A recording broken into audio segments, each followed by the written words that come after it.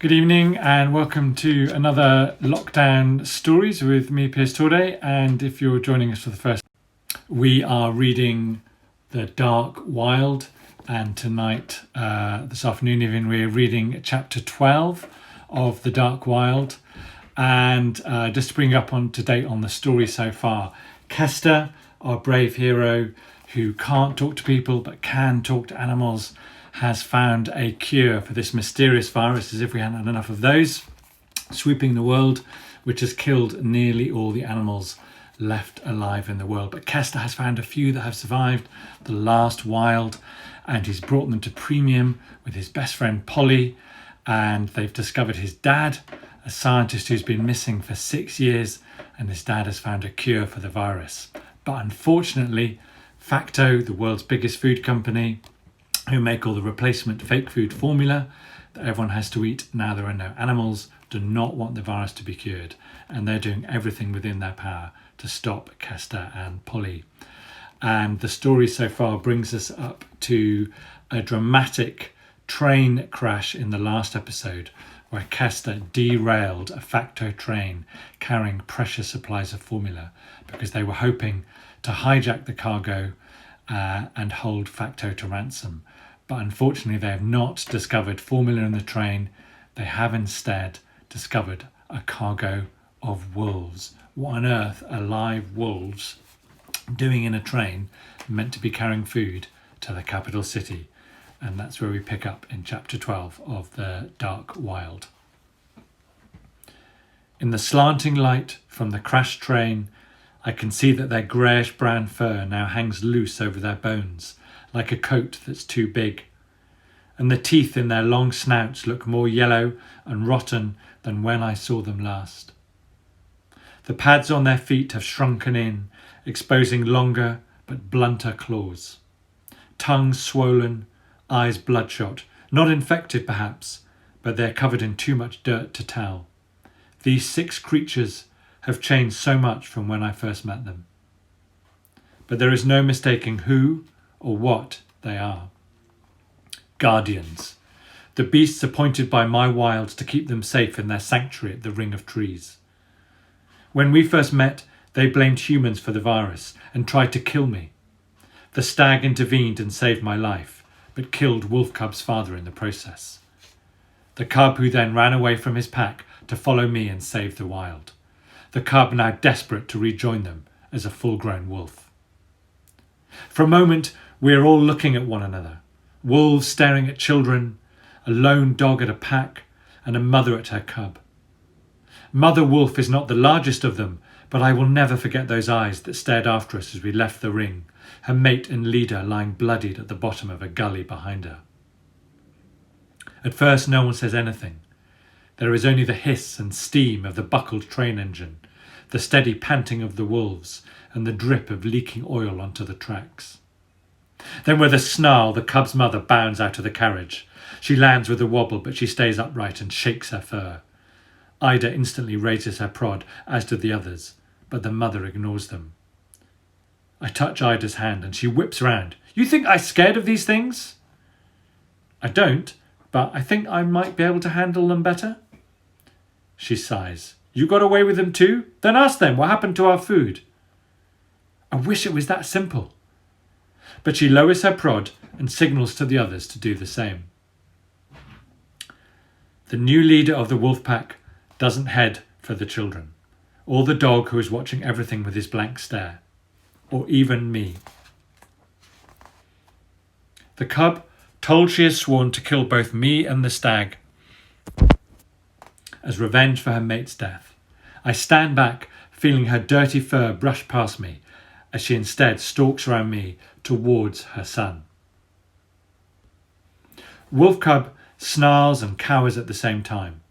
He is nearly large enough to match her strength now, but he was shot a week ago, and she looks like she has not eaten for days. Standing over her son, she looks down her nose at him.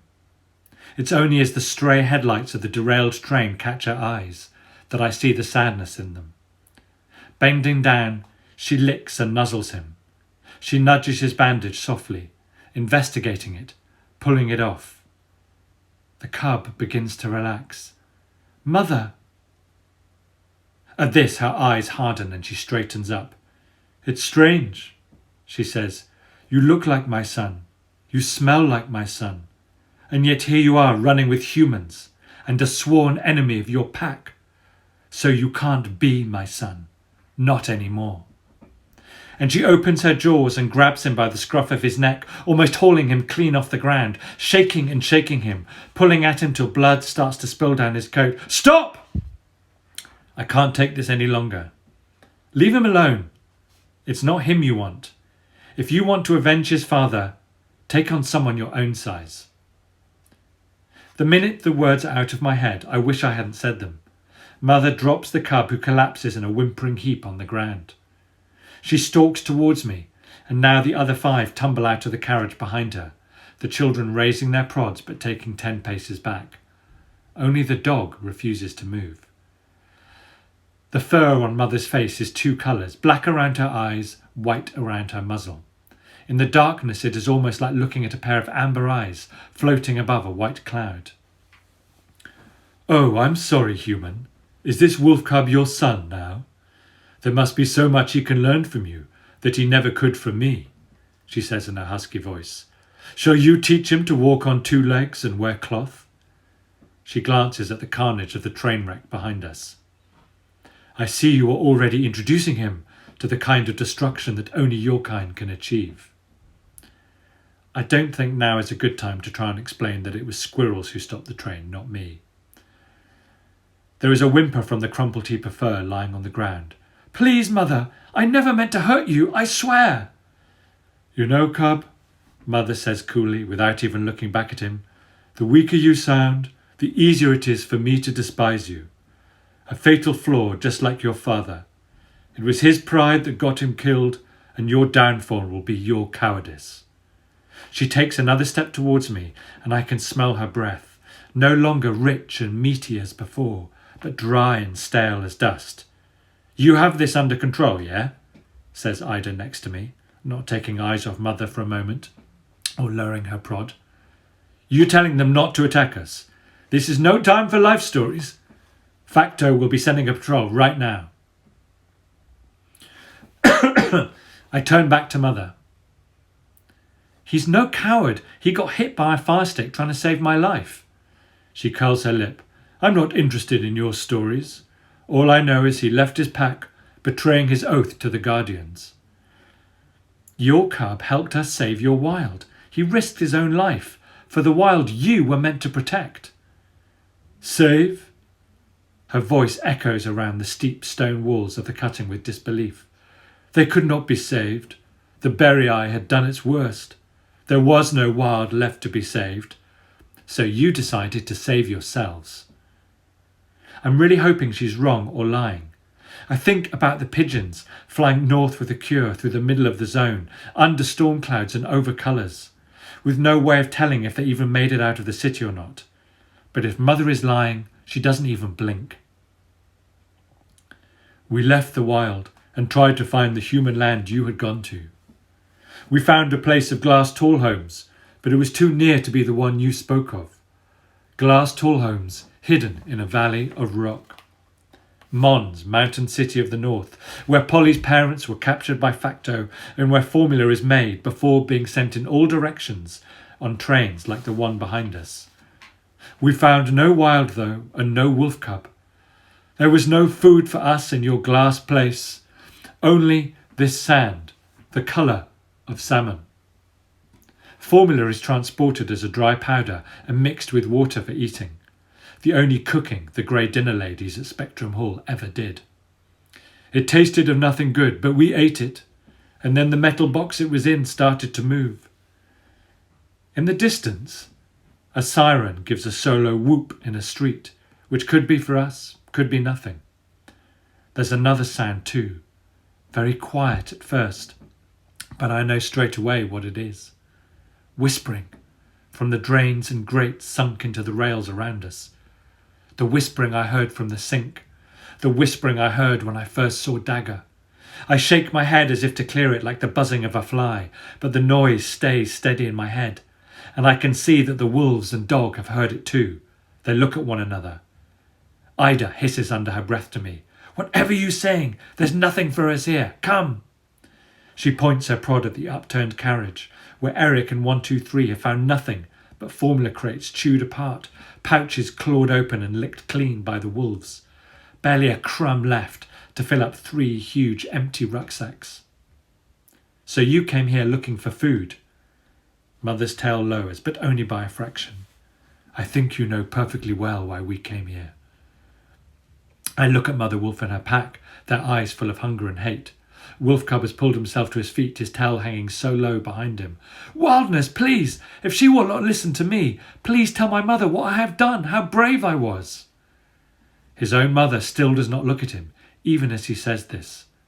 Ida turns back up the slope towards the bridge. "Come, this is a bust, we done. Leave these mangy beasts. The colours will sort them out, you'll see." Mother talks straight over her to me. "We stayed on these metal boxes and let them carry us here because we heard a dark call come to us in the night." She is not looking at me now, though. "A dark call we intend to answer." And then she snarls before running off down the track into the tunnel, followed by her pack, without even a second glance at her cub. To my amazement, they are followed by Dagger, bounding after the 6 wolves as fast as he can. The children stop wheeling their bikes for a moment, Ida turning and yelling, "Dagger! Come here now, boy, you hear?"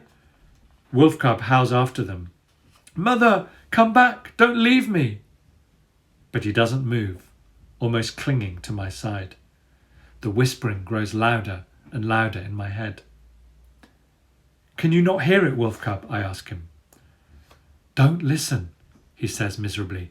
"No good will come of answering a dark call." I know. They all warned me, yet I can't help it. That white dog appeared immediately after Polly told me about the iris. That was when the whispering started. Now these wolves have ruined the one chance we had of getting Polly and her secret back. And every time, the whispering.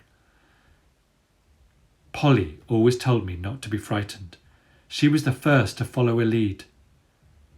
Following Ma to her farm, telling me to be brave in the forest of the dead. I turn back to look at the Waste Mountain gang, standing in a knot of bikes at the bottom of the slope. Ida puts her hand on her hips. "Don't you even think about it, animal boy," she starts, "not even for a second." But I can't help it. The whispering in the tunnel draws me on. I will never be allowed to forget that I have a gift. I can hear things others can't. I am a wildness, and I hear the darkness calling me. Ignoring their shouts of protest, the wailing of the wolf cub, I charge Eric and his bike, knocking them both over. Weighed down with his rucksack of kit, he is too slow to stop me grabbing the handlebars. And I set off along the tracks in pursuit of the wolves and the white dog. But where is he going, and what is the dark call for? We'll find out more on Monday at 2:30 when I'll be reading chapter 13 of The Dark Wild. Thank you very much for tuning in and listening. Tell your friends and classmates. This will be up on YouTube in about a quarter of an hour, where they can catch up there, along with the rest of the other chapters and episodes of both books. And in the meantime, I hope you have a lovely, happy and safe weekend. Take care.